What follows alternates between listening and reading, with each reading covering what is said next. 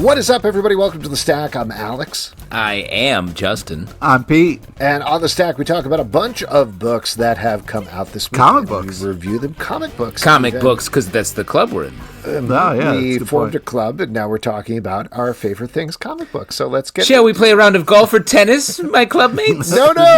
No, we're comic not that books. douchey. Yeah. What about perhaps a brandy by the pool? Only comical books.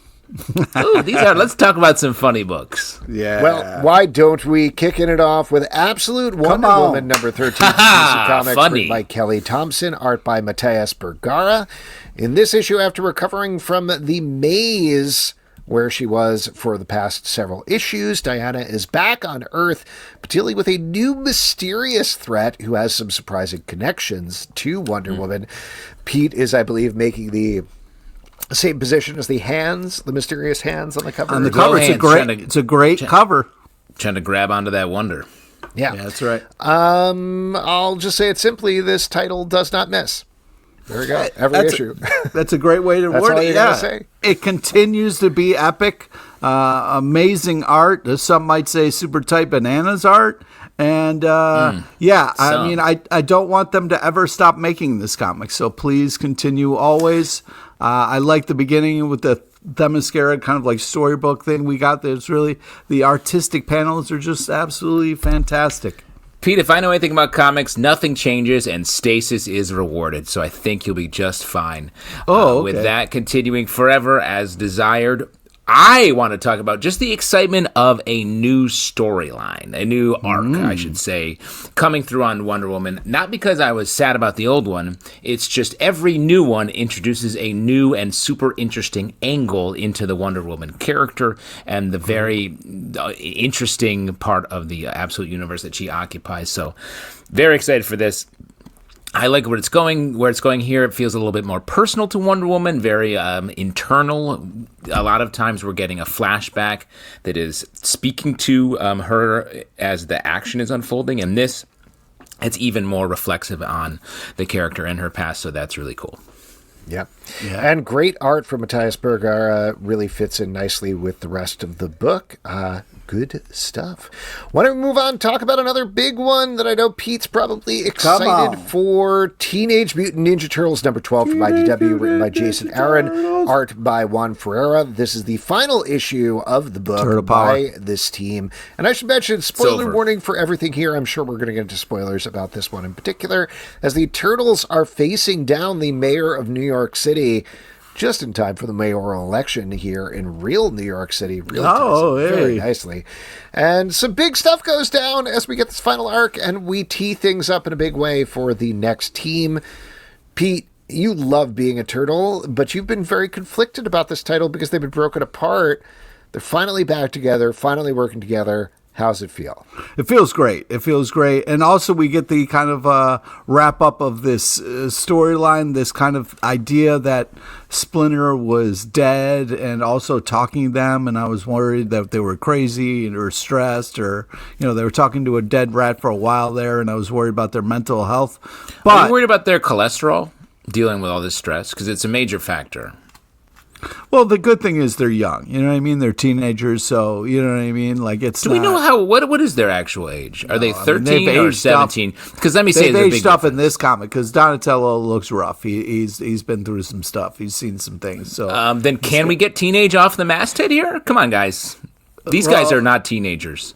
Yeah, I would agree. But anyways, I thought this was a great idea, fun execution, the Splinter stuff explained, which I was very happy about. Great to finally see them working together, come together as a team here, as we kind of see in this cover image. I thought Jason Aaron told a really different Teenage Mutant Ninja Turtles story, but I thought it was really epic and fun, and I was glad we got to kind of do this. So I was super impressed and happy with this and felt like it's worth the ride.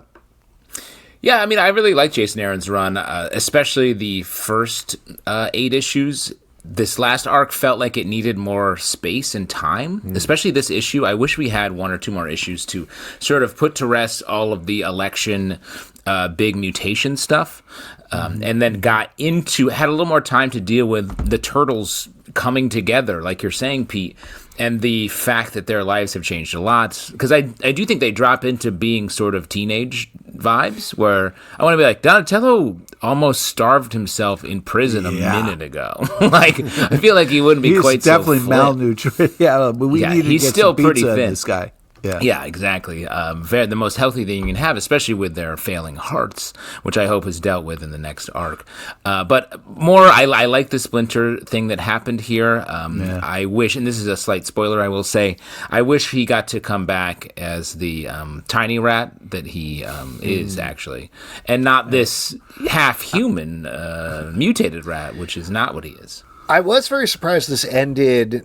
Cliffhanger isn't exactly on the right word, but it felt a little bit like what folks do for a Daredevil run, where they throw a little oopsie in the way of the next team for them to deal with.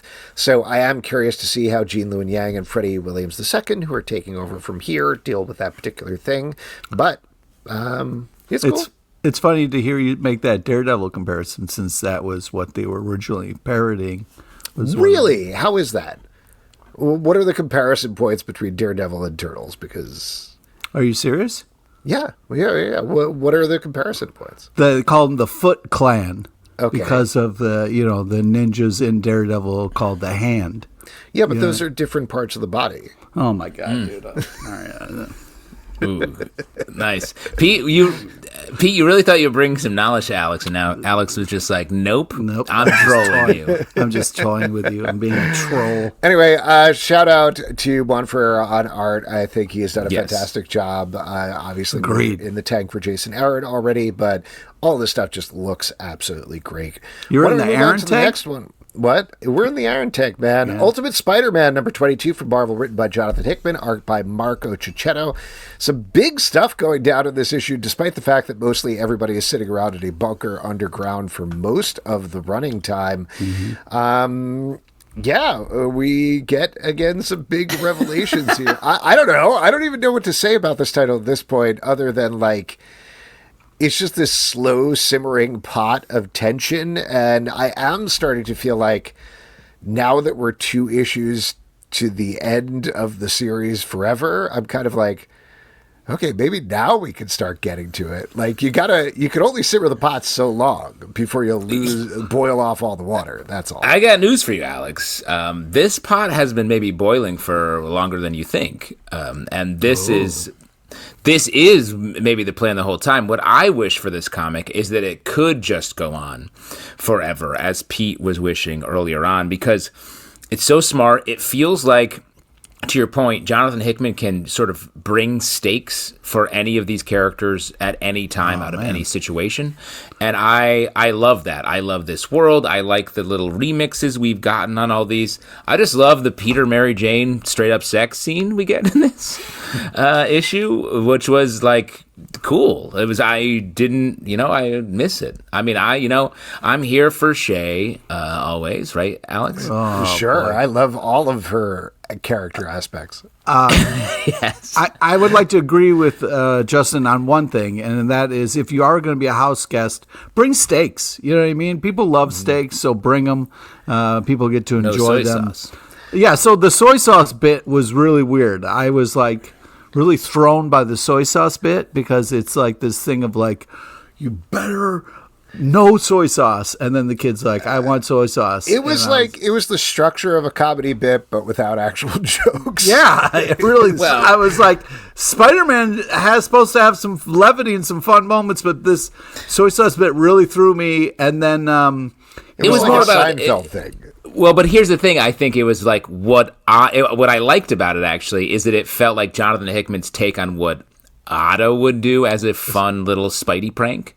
It was him being like, no soy sauce, when that's what people wanted. He's like, roasted. I'm an asshole. I did like the crazy reveal at the beginning of the issue that Otto is now the superior ultimate Spider-Man. I loved it.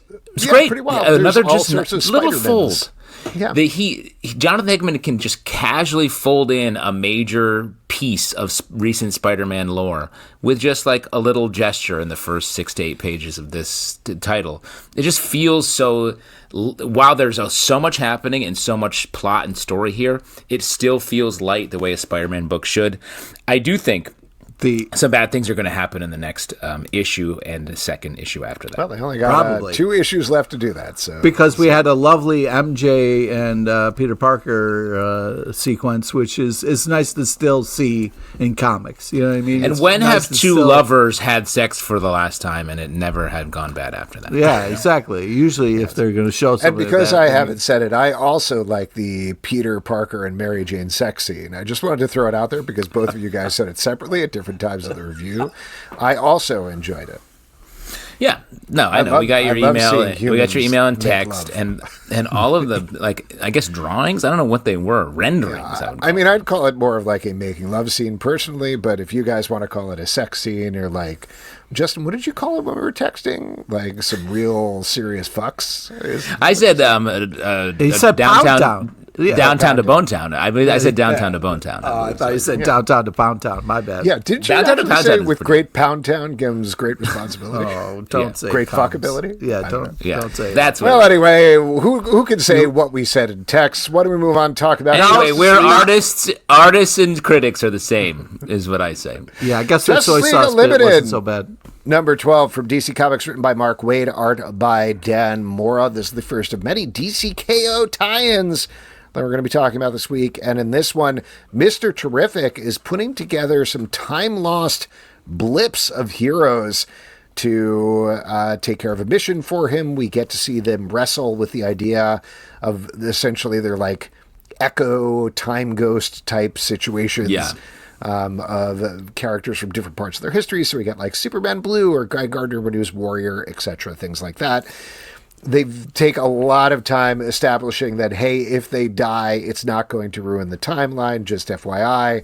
So, you know, those stakes are taken off the table. But I felt like they found a lot of emotional resonance throughout this book in a very surprising way.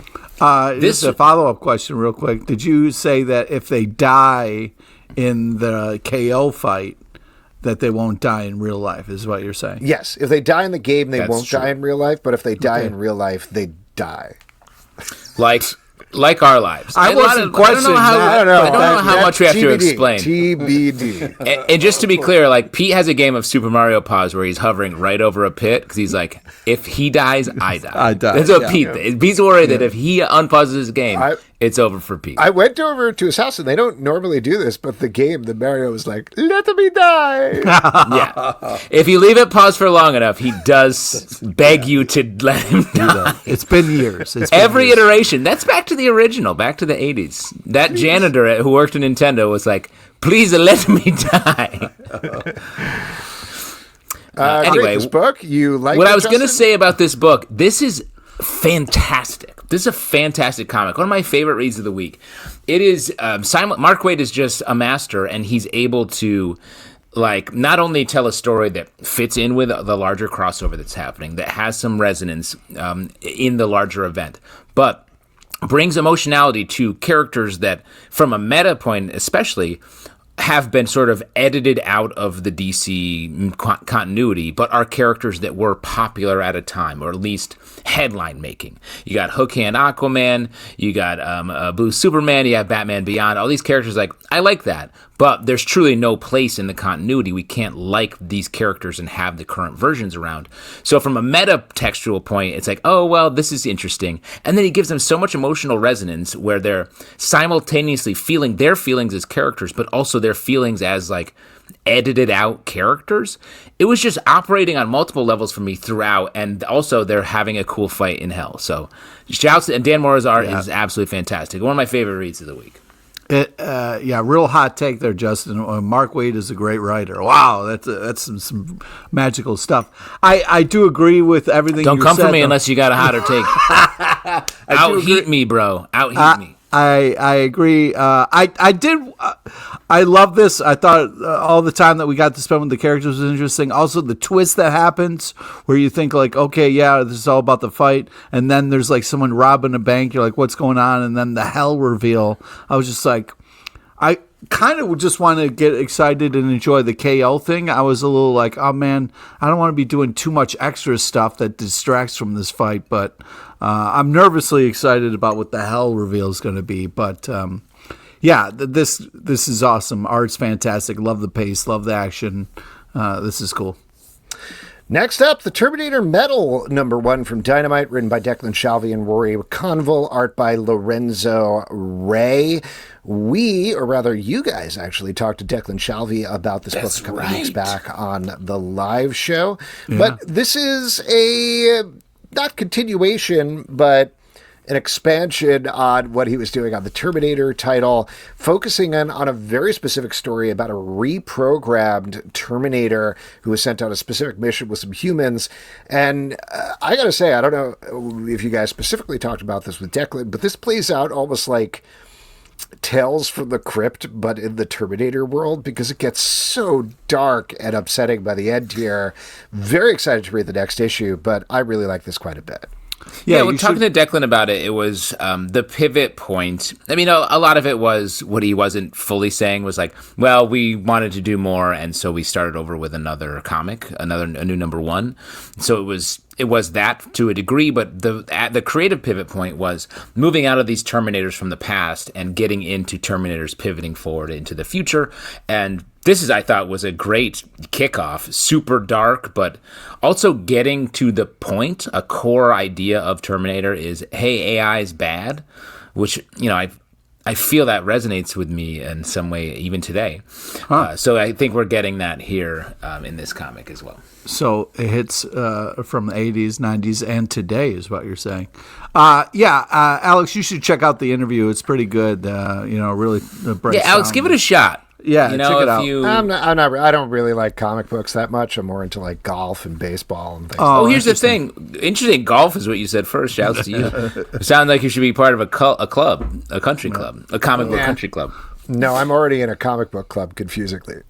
Weird. Interesting. I really like the art. I like the way the machines looked and the tones and the kind of coloring. I really thought you love the machines. No, I don't. But I think they looked really badass and cool in this, especially kind of the last panel and the creepy eyes here that we're getting in the cover. Really cool cover.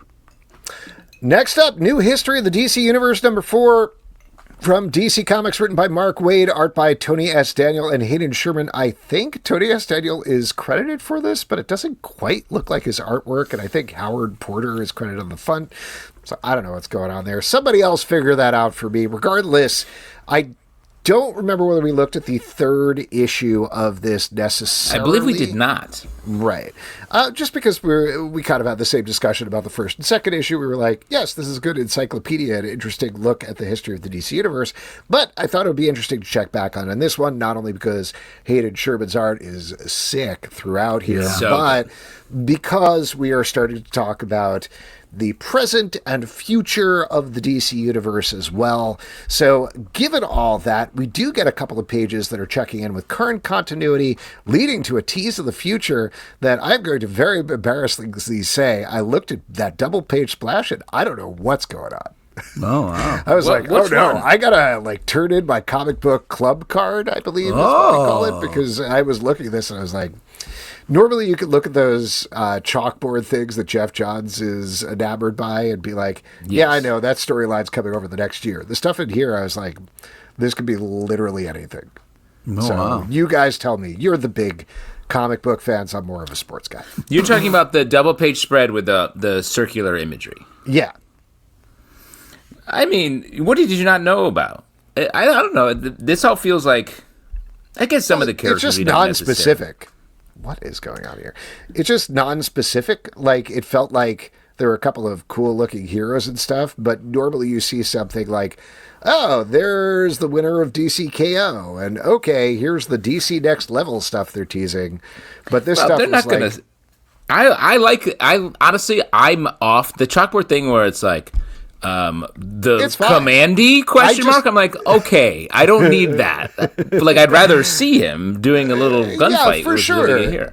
Yes, I got that. I'm just saying, like, I was surprised that it was not more on the nose like that. That it was more like the future is open to whatever, which cool, but it made me feel like I was missing something. I don't want to spend too much time on this. What'd you guys think about the book?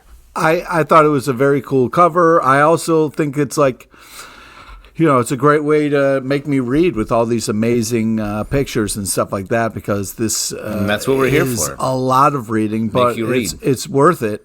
I also think there's this interesting thing that happens where I kind of I love this idea of what they're doing with the changing the art, for the different pages, for the different stories. Because to reflect the artists of yes. Yes, and very cool. Very cool idea. The only problem I'm running into is I fall in love with this art style on one page, and then I'm kind of like, oh no, when it moves on. But then I get to learn about a new artist and a new style, so it's great. But it's also a little, I don't know, I kind of find myself going back and forth on it. I'm happy that they do it. I think it works really well, but it does pull me out a little bit, which I wish it wouldn't. Oh, really? I love the variety. I love the progression. I love how granular it goes. Like, we get a little moment with the clown hunter in here, which I was like, yeah, we do. Mm-hmm. Okay. I do miss that. Like, we saw a bunch of the Gotham City folks, and I was like, oh, I like that. That was fun. Well, but that's what I'm saying. Like, this has like an instant nostalgia factor where I'm just like, oh yeah, my friends. I'm just checking out, hanging out with my friends. Yeah. In a way. But then it's also like, oh, I remember when they did that. That was bad. Like when they show Nightwing getting shot and he became Rick Grayson. Rick Grayson, yeah. And I was like, you can just delete that one. But then we see Agent 37 in here, a series that I thought was fantastic. So there's a lot of layers to this. I like that they're actually owning some of their misfires that people don't really love. And in general, this is just a great hang of a book. So you're saying Red Hood is a friend of yours? Yeah, I'm friends with all these people. Oh, wow. I have a parasocial relationship with all these people. Well, do you have a parasocial relationship with the Marvel Zombies Red Band, #2 from Marvel, written by Ethan S. Parker, Sheridan, art by Jan Basil Dua. In this issue, Marvel Zombies have been somewhat contained, and we have some new heroes rising up to try to keep them contained and keep them under the lid. Into that enters the original Secret Wars is happening in the continuity here, and we get non-zombies on one side and zombies on the other, which a bunch of folks changing their ranks. I know we were really pleasantly surprised by the first issue. How did you feel about issue 2? Justin? No dice on Pete LePage. I like this. I like the way it's moving quickly. I feel like the temptation for a book like this is in the Marvel Zombie universe is to linger a bit and be like, look how fun it is that these guys are sort of sarcastic asshole superhero versions of these superheroes who are also zombies. This is moving quickly, getting into some bigger continuity things, having us follow characters that I do genuinely like. Getting to see Jewel, Jessica Jones, be like, well, I can't go around and call myself Jessica Jones. That's fun. There's some fun references there. And I like where it ends up with a big Phoenix moment. Yeah, well, that's the thing. It's like, how would you feel if, like, you turned into this big fire monster and then I was, like, bored one day and I was like, oh, I'm just going to light my friend Justin on fire just so he could turn into the Phoenix Force. I feel like that's kind of a dick move. You know what I mean? Well, if you know it's going to be cool, if it's like I'm going to do whatever. But that's a big gamble. I mean, you're either going to be happy that I helped you turn in the Phoenix Force, or you're going to be really pissed I set you on fire. Well, you're not going to know until you try. That's the main thing that I've been trying to emphasize to you, Pete, for a very long time now. All right, fine. I'll set Justin on fire if you talk me into it. Yeah, that's why Alex keeps sending you matches. Yeah. I also think there's this thing where, like, the art style around the non-zombies is kind of softer, a little lighter, a little bit. And then the kind of zombie, they scribble it up a little bit, and it has like a different tone, which is extra scary, which kind of irks me a little bit. Irked. Great. Irked. Captain Henry and the Graveyard of Time, #1 from Dark Horse Comics, written by Mike Mignola and Bruce Zick, art by Bruce Zick. This is part of the Hellboy universe. Then we get a little bit of Edward Grey going on here as this dude, Captain Henry, is exploring possible time travel when, whoops, he gets sent to the Graveyard of Time of the title. I'll tell you what, that's not a great place to be. You don't No. want to be there in the graveyard of time. All those clocks hell's are bells. mad. Those are mad clocks. Yeah, I mean, clock monsters are mean, man. Holy crap. Great art in this book. It is Yes. funny to read Mike Mignola's stuff where basically it boils down to this character is like, well, crikey. Yeah. And I that's mean, pretty well, much not it. just this one character. It's a lot of old men being like, "Well, what should we do? Just go back into my time or whatever?" And it's like, okay, I guess we will. So, like, I agree. The first part, I was like, it's very like gentleman's gambit style storytelling. But once it's sort of happening, I was into it. The Graveyard of Time seems interesting. I have a hard time reading a lot of Mike Mignola's stuff and being like, what are your interests? He just feels like he's like, I got a new story today, and just rattles it off, and it's good. I'm not saying that it's a negative. Yeah, I think... I was just going I to say, agree. like, it's like with George R. R. Martin, where you're like, hey, man, finish the book we like. And it's like with Mike Mignola, it's like, But he did. hey, He's this done is with cool. it. Like, no, he's done with Hellboy. That's what he's saying. But It's I'm not even saying hard. go back and do more Hellboy. I'm just saying, like, these feel like flights of fancy. Like, give this the new big story, is I guess what I'm saying. yeah. Well, no, I I think that's a good way of putting it because, and sorry, Pete, go ahead. We've been interrupted. I just think that it's hard because I agree with what you're saying because I do want him to move on and let's get into another project. I feel like he's throwing out these one shots and it's like maybe the most popular one will get kind of picked up and brought into a bigger story. But it's hard as a fan of Hellboy to read this and not think like, man, you know, it'd be a lot cooler if this was fucking Hellboy in this story right now. And I don't want to keep doing that, but I feel like there's all these like partial ideas that I don't know what to kind of jump on board. So my mind keeps wandering to like, man, I wish this was Hellboy. Well, and let me frame it even more on the positive side. Like, I don't necessarily want him to go make more Hellboy. It feels like he has ended that chapter. But I love his larger storytelling tone and style, where it's like the characters are fun and scrappy. There's some nice emotionality. There's big fantasy and horror style storytelling happening at the same time. So I want a bigger story rather than these lighter bites. Give me the main meal. I'm full on. So he does have, I'm forgetting what the title, I'm looking for it now, but he does have a new story world that he's been building. I think what we're feeling is the things that we mostly see the stuff from him that is coming from Dark Horse that is not this new story world that he's been working on, but instead things that are like, yeah, here's a little tease of the Hellboy stuff you liked. So hopefully we'll see more of that other thing that may be on us and not on him. But why don't we move on and talk about Superman number 31 from DC Comics, written by Joshua Williamson, art by Eddie Barrows and Eber Ferreira. Another DC KO tie-in that's taking a look at Superman moments before he heads off to fight in DC KO, leaving Lois and the rest of his family behind. I gotta say, there are several issues this week that I absolutely love the last pages of, and this is definitely one of them. I thought this is another like killer issue from Joshua Williamson, just really delving into Superman's internal conflict over joining this DCKO tournament. Great Lois Lane stuff throughout this issue, and like I said, just a very fun, very killer last page that I was very excited about. Yeah, and also fun kind of like fourth wall break of like last page reveal that they kind of plugged before it happened, which was really cool. So they did such a fun job of setting it up and then delivering. Love the art, love all the action. Kind of fun seeing Soups talk to his AI dad there. I think this is a fun book and really well done. Well, and we talked about this a little bit in our DCKO bracket episode we did a while back. Right.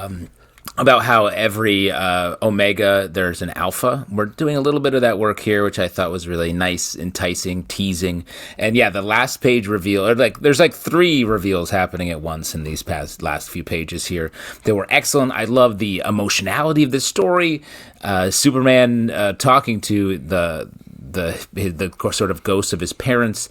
When we hear the stuff about Lois come through in the back half, I was like, this is so emotional, so heartfelt. And this issue is such a like, 30 seconds before the big event happens type issue. Like, it's such a little snapshot. Just really well used as just a piece of storytelling for this event. I do want to throw out one knock there, and there's two artists, and I probably should have checked. I think it's Eber Ferreira. I apologize if it's Eddie Barrows, but I don't like the way that he does teeth. Like, the teeth are all, it looks like people are wearing these enormous dentures in their mouth all the time. There's something very weird about it to me. Otherwise, I like the art. I like the faces, the bodies, everything. I didn't notice that. They have these like big teethy smiles that I've seen throughout the Superman run. And for some reason, this was the issue where I really wanted to talk about it. That's actually, sorry, Alex, that's called a smile. A what now? It's where you express pleasure on your face. With your mouth? No thanks. All right. Anyway, let's move on. Talk about Fantastic Four, number 4 from Marvel, written by Ryan North, art by Humberto Ramos. And in this issue, the Fantastic Four gets a new dog that isn't a dog at all. It's a horrible tentacle monster, and only Alicia Masters realizes it. Yeah. I will say I love this issue, as I always do with Fantastic Four, when Ryan North really focuses in on like these done-in-one fun sci-fi stories with a very clear focus on the family. But there was a very clear disconnect here between this and the last issue of One World Under Doom. And this title, thus far, for the first 3 issues, has been dealing with One World Under Doom. And this issue, they were like, just having fun with the family. While at the end of One World Under Doom, Valeria had her leg chopped off and was decapitated. Like, I know they're going to deal with that in the next One World Under Doom, but I was like, I don't know. There was a bit of an emotional disconnect there in terms of the order of release. Well, I think the real lesson is that Ryan North should just be doing these outside of continuity and telling us great stories about these characters, because this was excellent. It was a great, like, horror-type story run through the lens of a Fantastic Four problem-solving family working together. Great art, just interesting, smart ideas at play, getting into the science that is a hallmark of Ryan North's work on this book. Just fantastic, I thought. Plus, the coming next issue, JT Sizzle, you got to be pumped, man. That teaser image is up your alley. Come on, bro. Up my what? Is that the noir mystery with the Invisible Woman? Black Cat is teased on there. Oh, yes, of course. Come on, man. That's his jam. Great. I was super impressed with this. It's nice to see a Fantastic Four book where Mr. Fantastic is actually smart and not a complete dick. So, man, just so great the way he was listening and picked up on what she was putting down and ran with it. Just really loved this. I thought it was really smart, very well done, although maybe it's a little anti-dog at the end of the day, which I don't agree with. It's not anti-dog. It's anti-tentacle monster. It seems like they're like, check your dog, I guess. Check your dog. Okay. Check your dog for tentacles, everybody. Yep. Yeah. That's what we say at the end of our game show, and we say it in the middle of our podcast. Next up, Thanksgiving number 1 from Ahoy Comics, written by Mark Russell, art by Morissette. This is a one-shot about a family that is gathering for Thanksgiving dinner. They all have their secrets, the things that they're lying about, as everybody does at Thanksgiving. But at the same time, there's somebody known as the Turkey Neck Killer, who has been killing people in town for years. You can probably see where this is going, but another absolute banger of a one-shot by Mark Russell that is very pointed about family, holidays, also very specific about how we treat minorities in society, particularly when it comes to Caucasian families and suburban families. So very timely as well. I think he has talked about it as one of his angriest books he's ever written, and you could really feel that coming through. But at the same time, funny, gross, interesting, just a great read. Yeah, this feels like the kind of book that Mark Russell's... Everyone's like, oh, I love Mark Russell. It's this is the book you should be reading. If you're a Mark Russell fan, I would say, and some of his work lately has been more straight over the plate superhero stuff or like more serious. This is just perfectly political, funny, dark, poignant, all at the same time. This is also in my top bit of the stack for me this week. So definitely check this out. Yeah, I agree with all that. Also, the art is fantastic. Love the colors and the shading choices here. Really impressive storytelling. It's a little too dark, but for me, but man, this is very cool and poignant. I do have one little quibble, and maybe you guys can clarify this for me. Banana pudding at a Thanksgiving dinner, is that standard? I don't think it's standard, but is it super tight bananas? The art is super tight nanners, that's for sure. Yeah, but is the banana pudding? But the proof in the pudding joke that they did is worth it for the. I would say that banana pudding is super loose nanners, personally. I think canonically it is. When you a tight nanner is a fresh nanner, like a green banana, like everyone's least favorite banana. That's not true. Do you love a tight green, like hard banana? Like eating a tree, like a fresh tree branch? Yes, yeah, exactly. Now, do you bite straight through the skin into the banana? You don't even peel it, right? Yeah, he snaps into him like a Slim Jim. That's right. Yeah. So when you were saying super tight nanners, that's the worst thing that could happen to a human being. I don't know about that. Interesting. He didn't deny it. The banana pudding, I agree, not a necessity, and perhaps not something. There was a tray of banana pudding. I would eat it. It seemed like you'd have a problem 100%. With the finger in it. I like would you banana eat it? pudding. It's just not something that I would ever think to serve at Thanksgiving. Really? I think that's fair. And Pete, are you saying in this book a finger ends up in the banana pudding? Does the 5-second rule apply? I feel like is the question you were asking. To the finger or the banana pudding? When we're talking about either, no one talks about what the floor's take on the 5-second rule, only concerned about the food.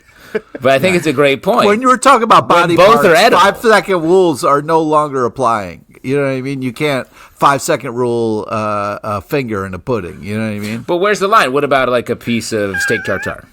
You need 5-second rule that? That's basically a finger. No, wait. Is there a finger landing in the steak tartare, or is steak tartare just landing on the floor? No, steak tartare and banana pudding. Oh, you can eat that. That's fine. There's no fingers. You can eat that. That's basically a finger. Steak tartare is raw beef. So sorry to interrupt. I know the answer to this. Do I have any dispensation to do like a Bill Cosby impression at all while we're talking about this? Nope. That's really definitely shocking. That's horrible. Please do not. I just wanted to check before. I love that you asked. Yeah, I just want to make sure. Yeah. Shouldn't do it. No, I would argue any impulse to do a Bill Cosby impression is negatory, and I would have been negatory even 10 years, 10 to 15. The fact that you still have that impulse is making me very worried. Well, you said something that definitely sounded like the sort of thing that would lead into that, but like I get it. Like you got to adjust your references, bro. You got to update your references on a regular basis. I think you can write that down. That's just too old. You can Throw write away that down that Rolodex, bro. And you can mail it to us in an envelope that will have a stamp on it. A letter? Yeah, exactly. Yeah, no problem. That sounds good. Anyway, Thanks, I think the finger's really fine. You would eat around the finger if it landed in your pudding? Is that what you're saying, Justin? Through the finger. Well, I wouldn't eat the bone. Yeah. Would you eat the turkey bones? Do you eat the turkey bones first, Pete? Wait, what is happening? I'm just wondering if you would I'm still asking eat a totally the reasonable question. Do you suck the bones out of the turkey? Finger tartare, yes. And I would want to, I don't want to mix it with the banana pudding, but like if a little piece dropped, I'd scoop it up. It's precious. Oh my God. The Flash, number 26 from DC Comics, written by Mark Waid and Christopher Cantwell, art by Vasco Georgiev. This is yet another DCKO tie-in showing what the Flash family is up to. This was a question that came up when we were doing our DCKO thing, why Jay Garrick is the only one that is going into this DCKO Now we find tournament. out. Now we find out. But the big headline here is that Mark Waid is coming back to the Flash after one of the most lauded Flash runs of all time. Of course, he's dealing with Impulse. Of course, he's dealing with Max Mercury. But he's also messing up the timeline a little bit around this whole event. What did you guys think about it? What do you think, Justin? Mark Waid, good writer? What are you going to say? Pretty decent, I would say. Famous Flash run, though, a while ago on that. I wonder if that's still in the canon. Do people know about Mark Waid's Flash run? Because I would say go read it. Yeah, I would also I think say so. that. I think people look at it as like one of the most lauded runs, for sure. Yeah. Well, you're the Flash guy. You would know. Oh, period? Okay. Yeah. Here's the thing. Is Alex the Flash guy? Because Alex hasn't been into the Flash for quite some time. Cy Spurrier's run, I like the art. I appreciated the ambition, but the plot lost me for a while. Interesting. And I loved it. Yeah. This, I thought, was solid. This is fun. You have Impulse and Wally. It is Wally, right? Teaming No, it's up. Wally. Yeah, yeah. Teaming up, going through time, kind of messing up. There's some cool slow-mo fights with Darkseid in here. They're clearly outmatched, but I'm excited to see where this goes. I think this is a fun tie-in. Can I ask a Flash question? So Absolutely. there's this moment in this comic where Flash, jumps across the Grand Canyon. But I was like, I've seen you run up buildings and run along water. Why wouldn't you run down the Grand Canyon, run across it, run back up? That seems like Longer, your normal. but I agree with you. That is more of a Flash move to do that. Yeah, for so sure. him jumping, I was just like, what the fuck is happening? You run, bro. You run down the fucking wall of the canyon and then run. Like, what are you? I'm just, So mad. it just threw me off because I was You like, have a little plus up. It's not anything to get upset or start cursing about, It's like Van Halen said, go ahead and jump. Might as well jump. yeah, that's definitely what they're talking about in this issue. And do you know what I'm talking about? I am talking about how the age of revelation is upon us once again. It is here. Oh, hear the words of revelation as he rains yet another fantastic array of comic books upon us this week. Wow. So just to mention them up front, we've got Omega Kids, Radioactive Spider-Man, The Last Wolverine, and X-Men Book of Revelation. More number ones. Maybe there's another week of number ones. I honestly didn't check, but we are checking in with them as we go. So we've got to do like a weekly overview here just to keep consistent with that, and we could like skip that when we get into month 2. But 3 weeks in or so, how are you feeling about the Age of Revelation this week? Let me answer your previous question while Pete has time to think about it. We got another week of number ones. So we've got Undeadpool, X-Vengers, Expatriate, X-Men, and Cloak and Dagger number 1 coming next week. So shouts to that. Yeah, by the time we got to this end of this stack, I was over this event. No, Pete. Not like you were at the very beginning. Yeah, that's right. Yeah, I know. Are you telling me you're over this like you were the last time we talked about it? Last time we talked about it, I think I said that as well. You're right. Huh, interesting. Justin, how about you? How are you feeling about it? Justin, how you feeling? I think some of these are really hanging on me. I like a lot of these books, specifically the one. Well, Alex, you talk about how you feel about the event. It is a little. Some are great, some are not so great.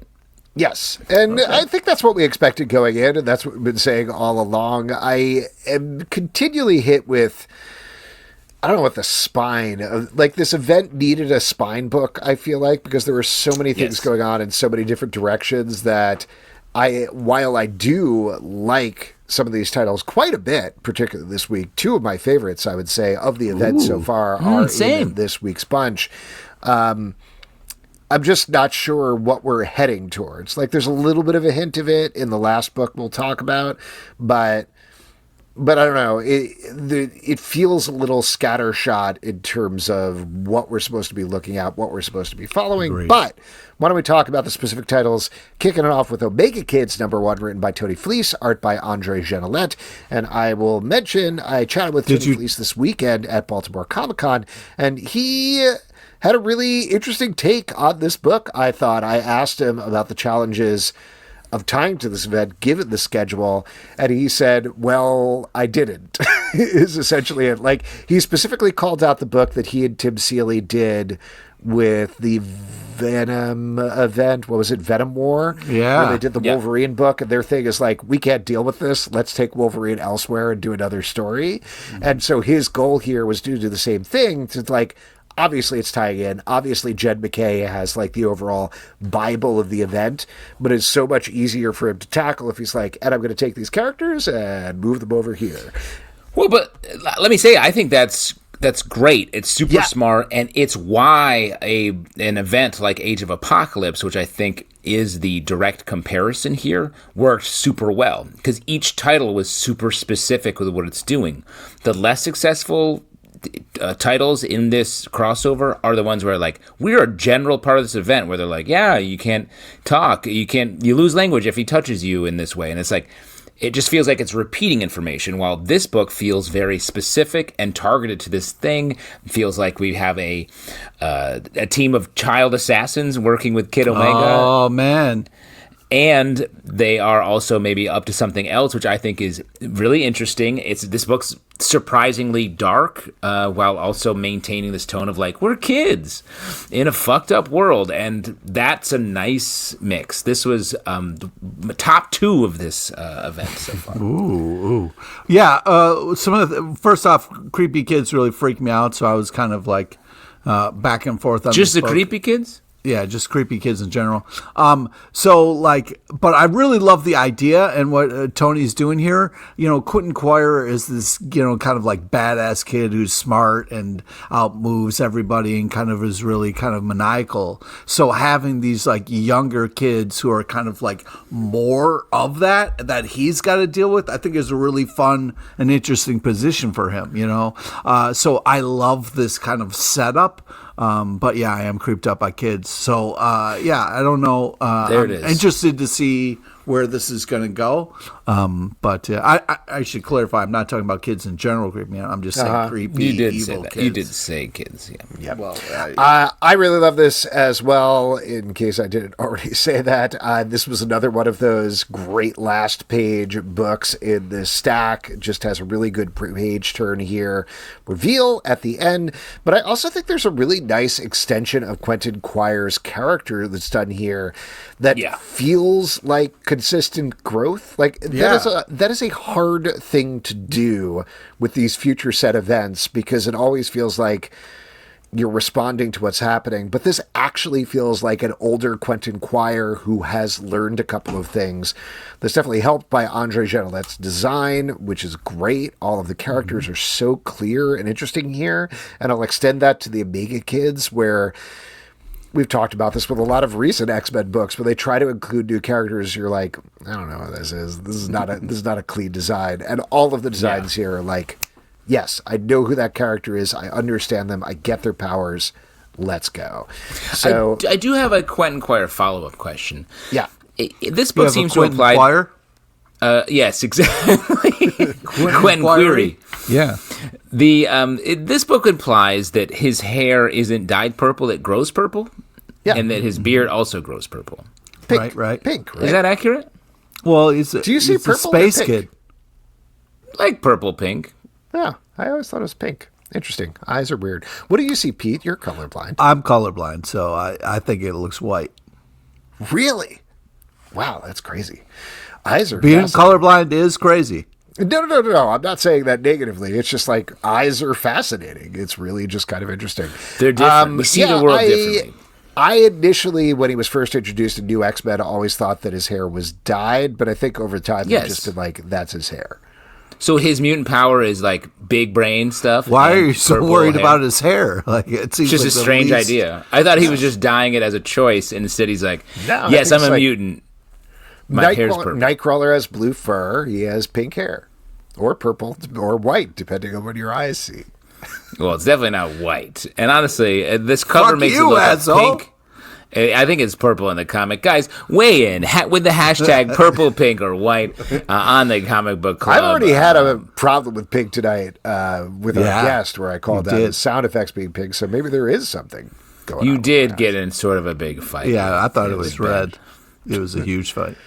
Yeah. Radioactive Spider-Man #1. This is written by Joe Kelly, art by Kev Walker, and per the title is following Peter Parker in New York. He has, in fact, this is not a metaphor, he is radioactive. He's been irradiated, but there's a lot of other big stuff going down here in this issue. He is dating Cecilia Reyes, which may have upset one member of our podcast. I'm going to pause it. And meanwhile, he is still fighting to save people in New York, leading to, I think, the biggest jaw-dropping last page of the week, I would say.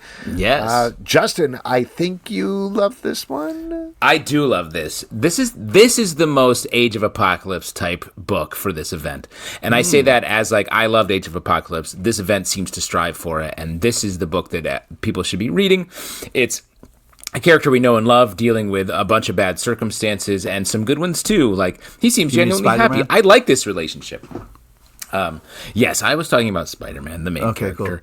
Cool. The relationship here is perhaps much more nuanced than his recent relationship over the course of 30 issues with a character named Shay. Alex, shout me out on that. But here we not to keep bringing her she's a woman who works. Okay, there's a lot of stuff going on with her. Very nuanced, as you can see. You just said qualities that are specific to her and almost all women. But it's like there's bad stuff happening, and the last page reveal is fucked up and exciting in a great way. Yeah, I mean, cool cover. I'm not sure all of what's going on, but I think Joe Kelly is taking some big swings, which is interesting. I'm not sure why he hates MJ so much, but it seems like he's going out of his way in both his books to not have MJ in there. So that's a little heartbreaking. But Spider-Man's dating around. It's the apocalypse, dude. Dude. I love this as well, and particularly liked the Spider-Man Cecilia Reyes relationship, which had a lot of heat to it, because it feels like exactly the sort of thing I was talking about last week scene. I love that too. I want to emphasize, just like you guys, I love the Spider-Man sex scene, okay? Yeah. You sound like our younger brother who doesn't know what sex is. Yeah. You're like, I know. I do. Yeah. I have a girlfriend. She lives in Canada. What? Anyway, like the Rogue Red, Rogue Green thing that I was talking about last week, that feels like, oh yeah, that is 100% a comic book event that could have happened but never happened, and now we're extrapolating. It's the same sort of thing where it feels like so many things had to have gone on for Cecilia Reyes and Peter Parker to hook up, but I absolutely could see us getting to this weird place, and then Joe Kelly makes it work. Plus, just like the world is well thought out artistically through Kev Walker's pencils, which are always great. So really, really good book. Really looking forward, and just absolutely wild twist of the last page. Yes. Anyway, all great stuff from... Oh, okay. The Last Wolverine #1, written by Saladin Ahmed, art by Edgar Salazar. We are following the Wendigo that Wolverine has been hanging out with. Hey, remember the Wendigo? Now taking on the identity of Wolverine. He moved to Vancouver. He's the #1 hero in Vancouver, and he's hanging out with regular human Nightcrawler. Here's the thing. I don't want to be a hater, but like, he's trying not to eat humans, which I think is very really good. Admirable of him. Really good, and that's for spinning out of Saladin Ahmed's Wolverine run. Right? Yep. Yes. Yep. Yeah, makes a lot of sense. Is this the least essential area to fully explore in the Age of Revelation? A character that is a side character in a Wolverine book from a while ago, that we're now elevating to Wolverine, and we don't really know much about it. In the Wolverine book, he was mostly wordless at the time, trying to not eat people, and now he's like chatty. And also being like, I used to eat. Well, he's like, I used to eat people. And I spent most of the first couple of pages of this book thinking that it had to be a dream sequence, because everything is written like a 1960s comic book. But as it wore on, and he talks about, everybody seems a little thrown by my cheery disposition, I was like, oh no, this is the real world. This is actually what's happening. Choice. Everything felt so didactic throughout this entire issue. Everybody explaining their backstory to each other, doing the, as you know, what happened to me, blah, blah, blah, for the reader, which was driving me up the wall the entire time. Plus the fact that, like, Nightcrawler, I'm sorry if I'm missing the continuity here, marrying somebody named Mackenzie, who I was like, yes. This is a character. Yeah, is this Vindicator or something? And I was like, I don't think so. And then Vindicator shows up, and I was like, I'm confused why you have two redheads with glasses in Canada. That doesn't seem possible. Nightcrawler has been seeing a woman down in... Oh, that's right, yes. And I believe that is Mackenzie. Okay. But let me also say, to add to the confusion, like, Beast has white fur in this current event. I was like... For the first couple pages, I was like, this is Beast, right? And I was like, oh, it's not? Nope. It's just another white furred guy? I was like, come on, dude. A Wendigo and a Beast are completely different. Come on, man.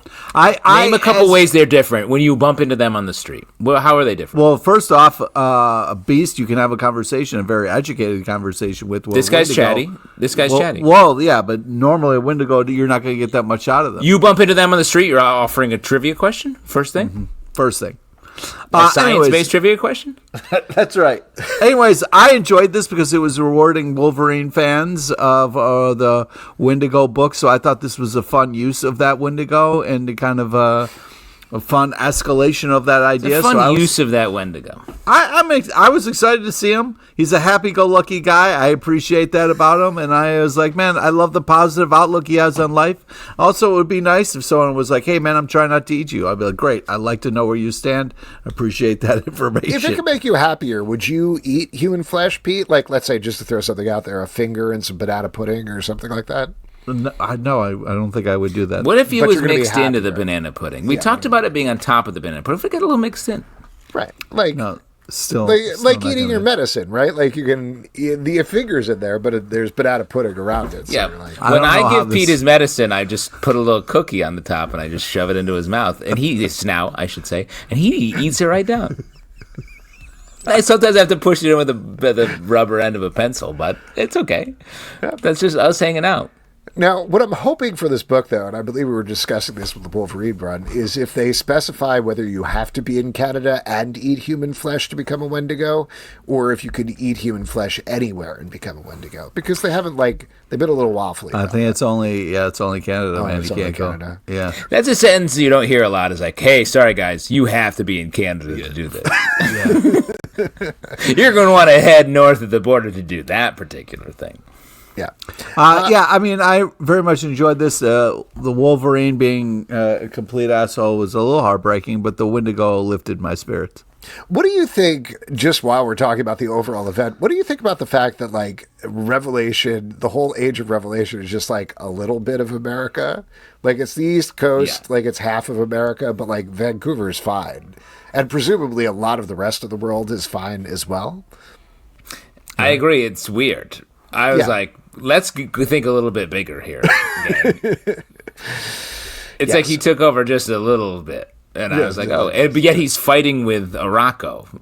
Right. Why don't we move to talk about that then? X-Men Book of Revelation, #1 from Marvel, written by Jed MacKay, art by Netho Diaz. As I was saying earlier, Jed MacKay wrote the Bible for this event. So if there is any sort of spine, it's probably this and an X-Men. I'm forgetting what they are now calling X-Men that he is writing. Here we're focusing on Revelation breaking in a new chorister, who are people who emphasize and make his powers grow, while he is clashing with Daddy Apocalypse, who is over on Arakko, which does seem to be picking up off of that Professor X Apocalypse story and potentially does point to the direction this arc is going. But what did you think about this issue? Well, I don't know. I thought it was interesting. I didn't really. There's a lot going on. A lot of twists and turns.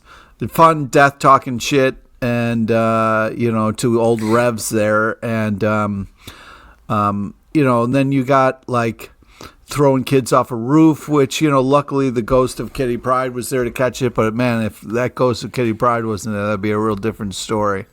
So here's the thing, I like the fight. Do you like Revs? I like Rev in this scene I'm about to describe. The Rev versus Death, Horseman of Apocalypse, was a good scene. That was cool.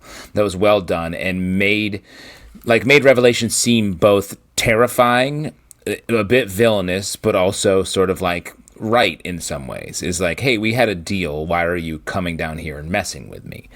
I'd like this overall idea that we establish in the anthology series of Professor X has gone to Arakko to talk to Apocalypse and they're about to just come wreck shit. That's a cool idea too. And I also like the Kitty Pryde reveal at the end. I thought that was cool.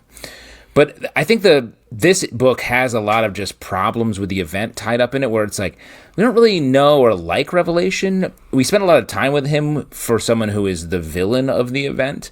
And then we have like Fabian Cortez and all this stuff, and I'm like, I'm witnessing this, I'm reading this, but it's not fun. I don't know who I'm here for. I think, not to keep hammering on the same thing, but like how we were talking about where the ambition of Revelation, like Apocalypse is saying, seems to be a little small, being like, I'm going to take over the East Coast and parts of America. We don't know who Revelation is or what he wants. You know, we don't know what the plot is, and I think that's being held back purposefully, but it makes it unclear. Like, there's an interesting thing in here at the beginning where he's talking to the new chorister, and she says, whoa, you're talking very differently to everybody out there than you're talking to me. And he's like, that's what I got to do. They want to see a Magneto out there talking to the crowd, but here I'm just Doug. And that's an interesting idea that I don't feel like they're playing with at all, because Revelation is always on the outskirts of everything that's happening. Do you think Revelation walks out of this event as a hero? Like, is there a redemptive arc to Doug in here? I think they have some sort of, no pun intended, apocalyptic event at the end here where the world gets wrecked, Cyclops and Beast get sent back, and they're like, whoa, Doug, you're going to really mess things up in 10 years. We got to watch you, buddy. Well, I'm looking forward to his song that's I'm Just Doug. You know what I mean? So I think that should be fun. Yeah. Also, like, I disagree with you, Justin. I feel like, you know, Kitty Pryde didn't become a ghost just to catch kids when people throw them. You know what I mean? I didn't think it's a good use of Kitty Pryde. You know, you've already established you don't like kids, and I'm just saying that, like, there's more for ghosts to do than they got to catch kids and people's babies and stuff. So it's like, what else do ghosts have to do? Catching makes them feel good.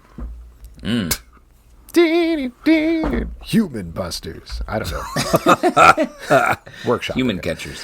What else? The ghosts don't have jobs. They should be doing stuff like catching kids. Hey, man, you know, if you're a ghost in the afterlife, I'm sure you've got things you're working on. You know what I mean? I think you can't just be like, hey, while you're a ghost, you got to catch all these kids. You got a hobby? Well, anyway, I think we've wrapped up the Age of Revelation for this week. Got one more week to go, and then we can probably assess which titles we're going to be talking about. Or maybe all of them. All of them, all the time. Great. Exquisite Corpses, number 6 from Image Comics, written by Tyler Boss with James Tynion IV. Art by Gavin Fullerton with Michael Walsh. The walls, or specifically the flames, are closing in on our small town that has been beset by a bunch of serial killers. And this issue, we're focusing on a small serial killer who may be reminiscent of a certain Pranky over on Hyde Street, except with a drone. Yeah, and kids boy, with a real potty mouth. Yeah, a real potty mouth and a real dangerous drone. Meanwhile, the residents of the town are trying to stop what is happening, some of them, but they may be too late. What do you guys think about this one? This is my favorite issue of this series so far. I think structurally it just did a great job of being like, here's some baseline information about what's happening, and then like we can follow some interesting characters that are like fun and a little scary and then truly horrifying over the course of it. And it's building the tension of the larger event while having really intense scenes here, tragic by a long shot. Tragic things happen in this issue. But this definitely got me super excited about this event, especially if the issues going forward have this kind of pace and momentum. Well, this is very cool. It's very dark and twisted, but also really cool. A couple things that I really love, and then some things I disagree with. First off, like, yeah, I agree. Like, drones are such a bullshit way to shoot somebody. So, you know, I agree with that stance there. But the stance that they took on coconut candy, I will not stand by. I think coconut candy is delicious. Give me a Mounds. Give me a Chico stick. The stance was from a serial killing child doesn't like coconut. Everybody else who Pete identified. And killed somebody over the fact that it was coconut candy. Right, so it's not the book has that stance. They're actually pro-coconut because they're anti-serial killers, I assume. I don't know. But where do you stand, Pete? I am pro-coconut. Pro-coconut. Pro-coconut. Yeah. Okay. So you're anti-serial killer, would you say? Yes, I also am anti-serial killer. All right, I'm just trying to make everybody's stances on the podcast clear. Cool. Yeah, because Pete is running for mayor of York, PA. That's right. All right. Great. Yes, and it was recently revealed that Pete has a Mounds tattoo, which is causing quite a furor online. Yeah, because you know where it is. We all know where it is. It's got nuts. It's got nuts. It's got nuts.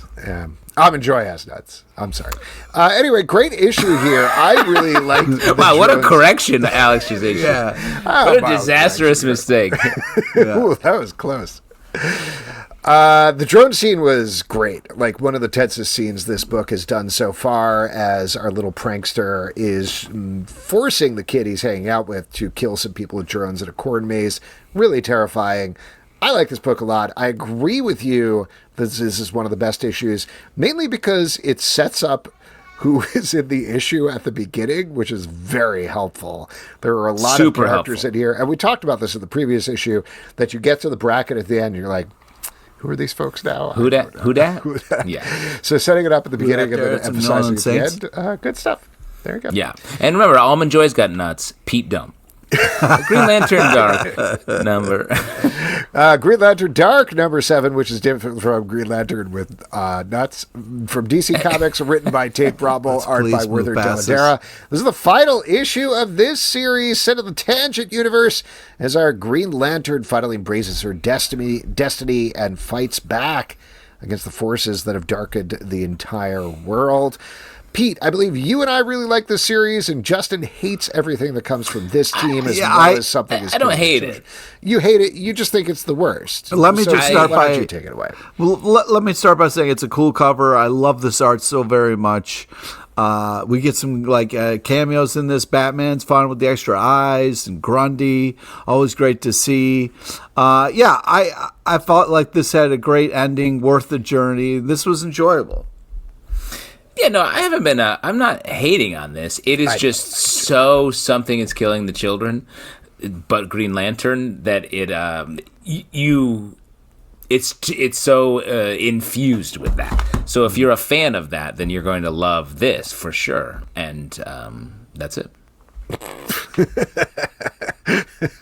All right. Roundabout way to say you didn't like it. No, I do like it. Let me say I do like it. I like the way it wrapped up. Great heroic moments here, and some weird stuff at the end, you know? Yep. Moving on to another mini-event happening between all of the events. Ultimate Spider-Man Incursion number 5 from Marvel, written by Dennis Camp and Cody Ziegler, art by Jonas Scharf. And I'd recommend, if you're going through your stack this week, read this one before you read either Ultimates or Miles Morales, because this takes place first. I made the mistake of reading Ultimates first and was... Same. Not confused, but surprised when I eventually read this. But aware. Yes, aware. This is finishing up this event as Miles tries to rescue his sister from the new Ultimate Universe, and some big stuff goes down. He finally remembers his entire history with the previous Ultimate Universe, as well as taking some origin boxes back to safety in the main Marvel Universe. We've been a little iffy, I think, about this series. Did it stick the landing anyway? What do you guys think? Well, I don't know about having boxes as your last page kind of reveal.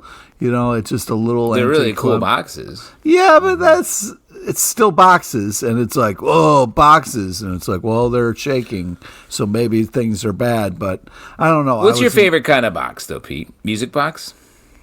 Cardboard box? I would say a box that's got a present in it, probably. Don't the origin boxes show up in Miles Morales at the end? Yes. Yeah. The issue we're about to talk about? Yes. Yes. Definitely. It's coming soon. Boxes aside, before that moment where he kind of freaks out Dr. Doom and his eyes get really big in his mask, I thought was a cool moment. Yes, that's Doom. That's the Reed Richards from the Ultimate World, who's and that was in this issue. Miles is like, Reed Richards is who the Maker is, and he's like, what the? Yeah, I'm that. I was like, oh, that is a crazy reveal to happen in this event. But let me say, I think my main complaint here is in an event where the rest of which feels like extremely composed and specific. This is just so different. It's not told month by month. It's just a sort of a story that happens here and feels like it's touching the maker and all the big elements even more than the very composed event issues are. It just feels sort of like out of step with everything else. And I like that scene. I like the idea that we reveal here and then again later in the Miles Morales issue, that his sister is hasn't aged up, and like that's a big problem to explain to your parents. That's really interesting, but it just the action here feels like it's from a different story. Yeah, it kind of rushed through everything. I didn't love Jonas Scharf's art in this series either. It felt a little messy to me, particularly in the fight scenes. And the stuff we're talking about, I like the idea of the moments, but it really felt like they were speeding past everything. And maybe it's that Miles was like, I got to get back to my own universe with my sister. But all of the things where he's like, oh yeah, you didn't know that Reed Richards is the maker? Anyway, I got to go. They're like, what? And he's like, yeah. Also, I remember all of my history with the original Ultimate Universe. Don't worry about it. I got to go.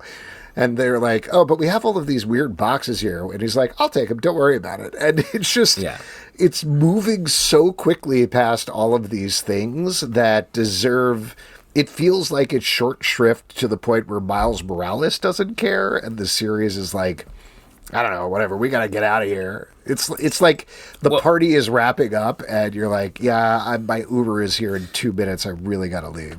Yeah, it's like, oh shit, I didn't say goodbye to these three people and get my backpack and I needed the bowl. I brought my guacamole and it's like, well, okay, well, I don't know. Call another car. Like, give us a minute to deal with all this stuff because it definitely feels rushed at the end. Yeah. Anyway, why don't we talk about Lazarus Fallen, number 5 from Image Comics, written by Greg Rucka, art by Michael Lark. Some big stuff going down to this issue as well, while Forever Carlyle is off in the wilderness, finding herself and trying to understand herself, along with a series of rebels. Some big things are going down in the Carlyle territories. Specifically, it seems like they are making a new Lazarus who has a bone to pick with her to track her down.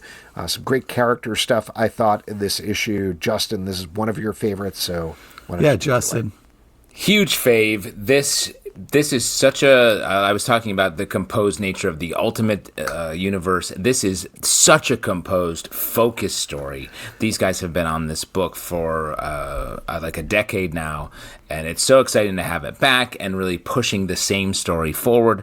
I like all of the small notes that are happening here with the larger Carlyle family, with Forever and Infinity and all the different little bits and pieces there that are so small, but I think they're going to have big implications. And then the larger like fight that we're setting up between Forever, the new Lazarus that's coming, the Bittner Lazarus, like just it's a beautifully composed piece of comic book storytelling.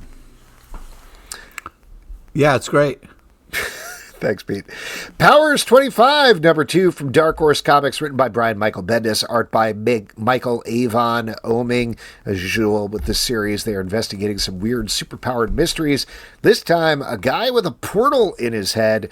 Meanwhile, some strange stuff is going on with Dina Pilgrim as she tries to explain why her police badge was found in a weird, deadly poker game. I said it with the first issue, and I'll say it again here. It's just really nice to have this back. I feel like they haven't missed a beat, and it gives the added bonus of Michael Avon Oeming has just expanded the world and the breadth of his art in such a wonderful way over the intervening years. There's just some great layouts and panels throughout this book. Yeah, I mean, crazy cover here. It's really artistically driven, which is cool. And, you know, I mean, Portal Face is a huge hit at any party you go to, you know what I mean?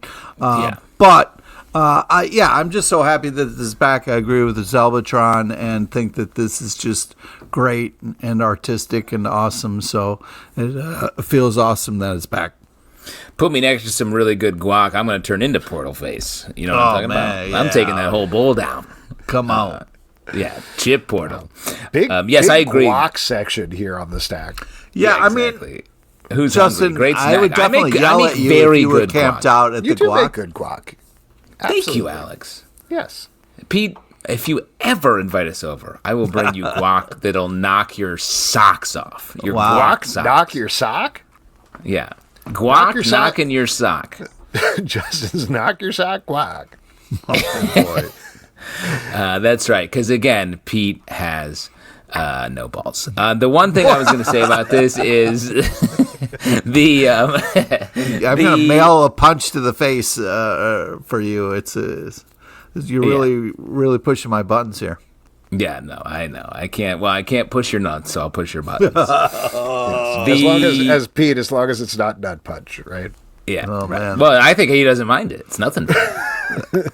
Take it all. That's a real kick in the pants, Yeah. is what he says. Pete, you want some nut punch? Don't mind if I do, says Pete. Oh, my God.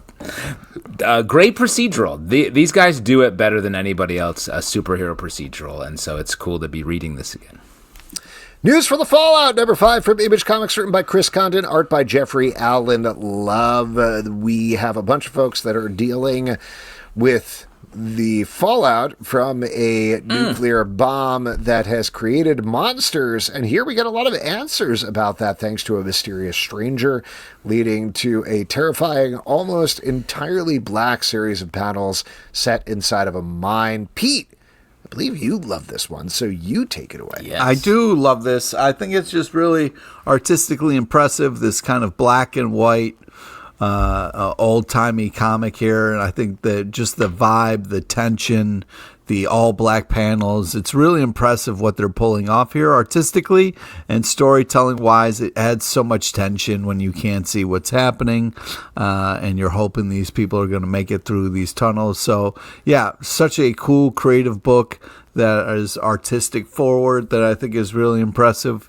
I'm not sure if our kind of hero is out of his mind or really going to help our team. So time will tell, and hopefully they can make it through the mines here. This issue really fleshed out a lot of the backstory and what exactly is happening in this series, and that was really cool. When we were at New York Comic Con, we talked to Chris about how this book has been really popular. Like, this was I think he said the most bought book at his table at NYCC. Oh, wow. So that's really cool. Glad to see that a book that is so artistically stark is actually finding an audience. Agreed. The Ultimates, number 17 from Marvel, written by Dennis Camp, art by Phil Noto. As mentioned, this is following up on the events of Ultimate Spider-Man Incursion, and we are getting a pseudo-sequel to one of the most beloved issues of this series that focused on what happened to the Ultimate Fantastic Four. That was told in a series of 4 panels that took place over 4 timelines until they eventually merged. Here we start to get that, but it slowly degrades over the course of the issue, changing up the panel structure, and leading to some surprising revelations for Doom, our version of Reed Richards in this new Ultimate Universe. I thought this was another great issue of this. It suffered a little bit in comparison to that absolutely phenomenal previous issue, which is one of the high watermarks of the series. But I think this really was very interesting and hit some lovely emotional highs throughout. See, I thought it matched. I thought it was a nice second beat to that earlier issue, and just pushed the Doom story forward, made him sort of someone you feel really sorry for, someone that you worry about his role and what he's going to do in the upcoming larger event, but by the end feel like he's the hero that this universe needs in a great way. Some just horrifying superhero torture moments from the Maker to our Doom character over the course of it. I love the way that the in between panels we were jumping back and forth following different words and what the different meanings they have in the different eras we're exploring. I thought this was just another really beautifully made issue for the coming out this week. Yeah, I agree. It was really impressive and beautifully made. Very cool cover that we have here. Kind of interesting. The kind of last panel kind of reveal was a little bit weird for me with just kind of like Fantastic Four mice, but Other than that, I had a great time. They're going to Mouse Garden. We can only hope. I just hope it doesn't turn into the Wonder Woman mouse thing that's going on, because that's freaking me the fuck out. Interesting note, but mice have ears. Mouseman knows. Mouseman knows. Mouseman knows. Mice have ears. Sisterhood, a Hyde Street story from number 4. Oh my God. Hyde Street story number 4 from Ghost Machine and Image Comics, written by Maytel Zachut, art by Layla Lays. We are following a girl who has been trying to get revenge, kind of, for her murdered roommate who died during a sorority hazing experiment gone wrong, and then was brought back as a ghost who has been manipulating her body. But the ghost... Water Ghost, who is just making everything worse and worse for her, leading to maybe killing a bunch of cops in this issue, potentially. Not entirely clear. But yeah, there you go. There's some great art in this that I really liked the horror, some body horror stuff when the characters, the ghost and the person fighting over the body are fighting over the body. Yes. Classic Sitch. I'm surprised that there's another issue coming for this. I'm curious where we end up. I felt like this issue was, I agree with you on the art. The storytelling I felt was very choppy this issue. Like, there were certain points when I was reading it where I felt like I had missed a page, or the pages were out of order, and maybe they were, but I don't think so. It just kept jumping from scene to scene so quickly with no particular It's hard too, because the main character was, she was kind of going in and out of control, so I think that was part of it. But yeah, I agree with what you're saying, and I hear what you're saying. I think also I think that artistically it's kind of cool with the body horror stuff that Justin was talking about. But yeah, we have this she makes a pact to kind of save this water ghost, and then doesn't want to kill, but of course water ghosts, all they want to do is murder, so it's a tough struggle. And we're hoping the kind of non-water ghost is going to win here, but we will see. And then what are you doing about your water ghost, by the way, Pete? You had that one that was coming out of your faucet every time you took a shower? Yeah. And that's the thing. You got to find new ways to shower. And it's tough, you know what I mean? Because it's like, Cheetos don't work, just in case you were wondering. So sorry, what? Wait, sorry, I have so many questions. You said new ways to shower. Give me a couple of options. And when you say Cheetos don't work, what do you mean by that? I thought maybe everybody likes a hot shower, so you use Flamin' Hot Cheetos. Makes sense to me. Like Cheetos in the bathtub. You know what I mean? So water doesn't work, and your first go-to from a molecular standpoint is a Cheeto. Cheeto would be my next closest thing molecularly. Yeah. After a run, I like to drink a big tall. I sometimes mistakenly drink a big tall glass of hot Cheetos. Yeah, that's the worst. But yeah, I think this is creative, but I don't know who we're pulling for. You know what I mean? Yeah. Not the water ghost, I'll tell you what. All right, let's move on and talk about Miles Morales Spider-Man number 39 from Marvel, written by Cody Ziegler, art by Luigi Zagaria. Again, this is dealing with the fallout of Ultimate Spider-Man Incursion, kind of. In a very surprising way, the first half of the issue or so is just picking up off the plot of Miles Morales Spider-Man, and then it just switches to be like a couple of days later or whatever, and then is a couple more pages picking up on Incursion, which was surprising. Yeah. Yes. I think that this is, again, I think the boxes at the end are not fun, but the team up part was a blast, and there was tons of action and great art, so I enjoyed that, and I think Miles Morales is a great character. Can I do a quick clarification for our listeners about these origin boxes? The idea here is that they are powers or costumes or weapons or whatever that were supposed to go to heroes and or villains in the new Ultimate Universe that the maker stole. So they have been held back, and then Tony Stark created this way of delivering them to people. So like Spider-Man got his costume and the spider that bit him in an origin box, that sort of thing. So now, and I also think this is confusing, frankly, Miles is taking these powers and abilities back to the Marvel Universe where ostensibly they already exist.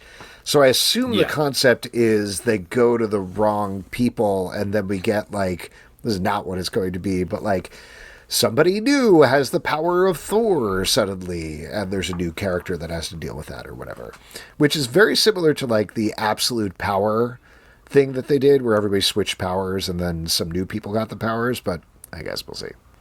Yeah, it is. And it also says at the end of this issue, discover the secrets of the origin boxes in 2026. So we have some time before we get to really get to that, which is also a strange idea. Well, it's tough. It's like, if you find out what your present's going to be, but you still got to wait before you can open it. You know what I mean? Right, like any birthday or holiday. Yeah. Well, do you feel like, origin boxes are sort of this universe's edible arrangements? Oh, wow. Interesting take. The thing I disagree about boxes is you don't know what the fuck's inside, so it's hard to get excited or nervous about a fucking box. But an edible arrangement, you see what you're getting and you can get excited. What about an edible? What if I gave you an edible arrangement in a box? How would you feel about that? Well, I would, I would feel weird until I opened the box and saw what it was, and then I would get excited. Do you What'd you say your favorite box is? At your house? I feel like we have a lot of questions for you, Pete. Just about Pete, how you're alive. Pete's been saying some stuff that is, he's like, this. And we're like, wait, what? We have to talk about it. We need a separate phone call where we just like follow up. So we need a follow up section. All right. Well, why don't we follow up this with Nomad's Land number 2 from Image Comics by Simon Kodransky. This is following a FBI agent who is one day away from retirement, but instead he has been sent to a ice land bridge, which this is a real thing, between Alaska and Russia that is only there for a short amount of time. They have discovered a dead body halfway between Alaska and Russia. And here he is meeting his Russian counterpart for the first time as they begin to explore this mystery further. And true to form with Kodransky, it is so much bigger and wilder and grosser than I think I expected from the setup. The first issue was a slow burn, no more. It is hitting the ground running, this issue, and I really like this quite a bit. Yes, I agree. I like the way this progressed. I like the monster that we're getting here. As soon as they showed the girl who is like in a sort of catatonic state, and her whole thing. You're talking about the creepy kid who's just drawing devil faces? She's drawing on a piece of paper with not a pencil, a stick, and they're like, "What is she doing?" I was like, "Trace it." Yeah, maniacs. Yeah. I'm sure it's something. Put one ounce of effort into figuring out what she's doing. And lo and behold, we found out that she's tracing some sort of antler man. It's devil face. It looks like some kind of devil face. It looks a lot like an antler man, I would say. I guess we'll see. Sometimes the devil has antlers. Anything else about this book, Pete? It freaked me the fuck out. All right, great. Predator Kills the Marvel Universe, number 3 from Marvel, written by Benjamin Percy, art by Daniel Picciotto. In this issue, the Predators are continuing their attack on Earth. They're taking out the Hulk, taking out other folks. Oh boy, man. You just can't stop those Predators. Also, they set Professor X on fire and rolled out of the X-Mansion in his wheelchair. Rolled out the wheelchair. Messed up things that's happened in this series so far. There's a lot of messed up things happening. This issue, this whole series is wild. The idea that Kraven the Hunter is somehow like, well, the Predators love him because he's like them. He hunts. I'm like, what? No, I just don't quite buy it. And we have Kraven the Hunter killing the Hulk in this issue. Yeah, that was. We on board with that? No. But I love the action that we start with. I was very excited. I had a real emotional roller coaster because I was like, Hulk's just fucking up some Predators. I thought that was so cool. He did the thunderclap. I was so happy. I loved it. And then immediately Kraven killed him, and I was like, no, and completely heartbroken. Then the Wolverine freaked me out. But this is still fun. I love this idea. I think it doesn't make sense, Justin. I agree with you, but I do like the team up of someone kind of organizing these Predators and kind of working with them. So I think it's a cool idea and fun to see these crazy fights.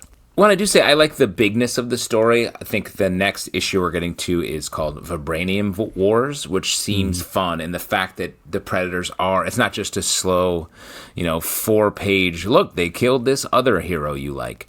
It actually is progressing to something bigger, and that's cool. Definitely looking forward to the next issue. Last but not least, Universal Monsters, The Invisible Man, #3 from Skybound and Image Comics, written by James Tynion IV, art by Danny. We are progressing with our invisible experiments in this issue as the good doctor discovers a little runaway that he can experiment on, and it is pretty gross. Yeah, I went from being like, yeah, I agree, Jasper, you're right. I went from being like, oh, poor Tommy, to like, yeah, Tommy, get away, get free. So, yeah, some hope in here. But, yeah, this is creepy as fuck, but a pretty cool cover.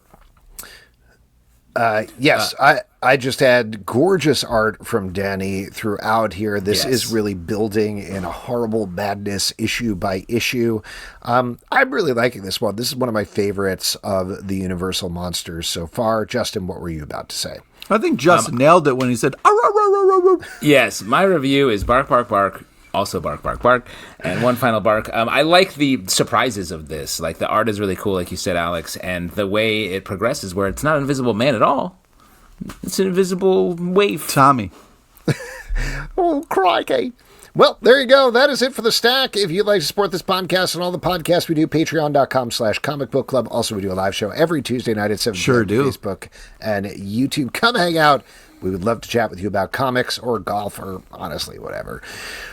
Yeah. Apple, Spotify, Android, or the app of your choice to subscribe, listen, and follow the show. comicbookclublive.com for this podcast and many more. Until next time, we'll see you at the Comic Book Club.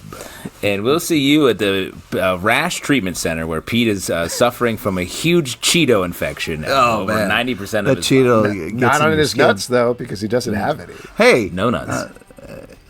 I disagree with that. It's almost no nuts November. Strongly said, sir. I disagree with that. He lied. Hey, I have nuts.